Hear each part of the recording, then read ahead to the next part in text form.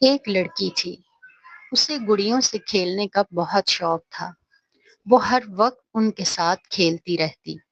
وہ اپنی سہیلیوں کی گڑیوں کو بھی گھر لے آتی، گڑیوں کی شادی کرواتی اور اسی کھیل میں مگن رہتی۔ اس وجہ سے اس کی پڑھائی پر بہت برا اثر ہو رہا تھا۔ اس کے والدین اس عادت سے سخت پریشان تھے۔ اس کی بہن بھی اسے سمجھاتی، لیکن وہ کسی کی نہ سنتی۔ اس کی امی نے ایک روز اس کی تمام گڑیاں چھپا دیں۔ اس نے بہت تلاش کیا اور روتی رہی۔ پھر اس نے امی سے معافی مانگی اور کہا کہ اب وہ ایسا نہیں کرے گی، اپنی پڑھائی پر بھی توجہ دے گی۔ چند روز تو اس نے امی کی بات مانی، لیکن پھر اسی طرح کرنا شروع کر دیا۔ وہ اسکول کے امتحان میں فیل ہو گئی۔ اس کی امی کو بہت غصہ آیا۔ انہوں نے اس کے سامنے تمام گڑیاں توڑ دیں۔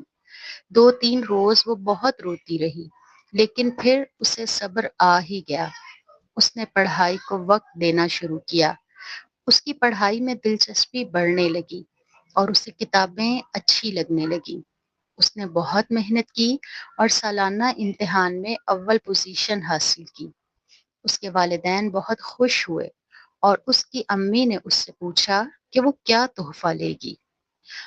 ان کا خیال تھا کہ وہ گڑیا کی فرمائش کرے گی، لیکن لیکن اس نے تو کتاب کی فرمائش کی۔